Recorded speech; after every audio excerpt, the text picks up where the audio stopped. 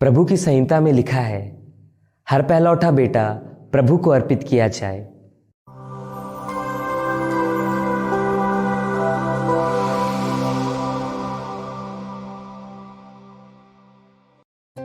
ख्रीस्त में मेरे प्रिय भाइयों तथा बहनों, आज का सुसमाचार हमें बालक यीशु के मंदिर में समर्पण के बारे में बताता है।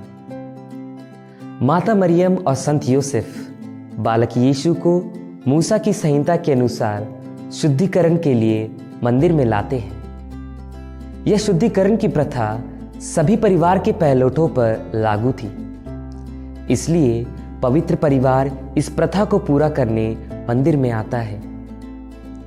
यह प्रथा बालक यीशु के लिए जरूरी नहीं थी, क्योंकि वह आदि पाप से मुक्त थे और उसे गर्भ में धारण करने वाली माता मरियम भी निष्कलंक थी। पर यह शुद्धिकरण की संहिता ईश्वर की इच्छा थी, जिसे ईश्वर ने अपने तथा अब्राहम के बीच में बनाया था। जैसा कि संत लूकस आज के सुसमाचार में बताते हैं, प्रभु की संहिता में लिखा है, हर पहलौठा बेटा प्रभु को अर्पित किया जाए। बाइबल का यह भाग हमें यह बताता है कि प्रभु यीशु संहिता में लिखी सभी बातों को पूरा करने तथा अपने स्वर्गीय पिता की इच्छा पूरी करने आए थे। हम संत लूकस के सुसमाचार अध्याय 22 वाक्य 42 में पढ़ते हैं, जहां प्रभु यीशु अपने पिता से प्रार्थना करते समय कहते हैं, फिर भी मेरी नहीं बल्कि तेरी इच्छा पूरी हो।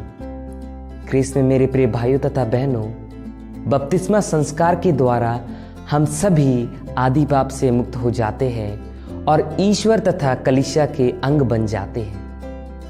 ईश्वर ने हमें किसी न किसी मकसद से बनाया है, पर क्या हम अपने जीवन काल में उस मकसद को जानने या समझने की कोशिश करते हैं, या फिर इस दुनिया की चकाचौंध में व्यस्त रहते हैं?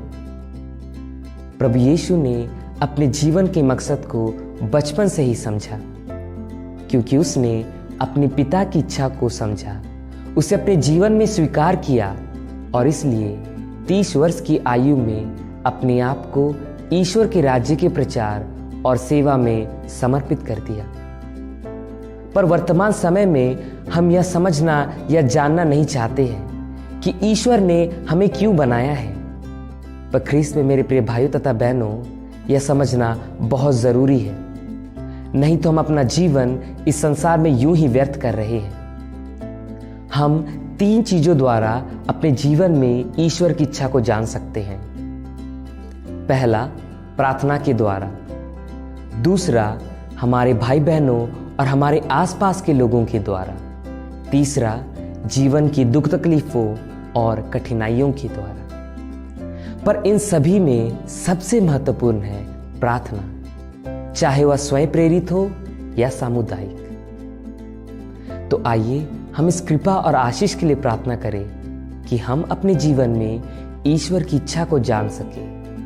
आमीन।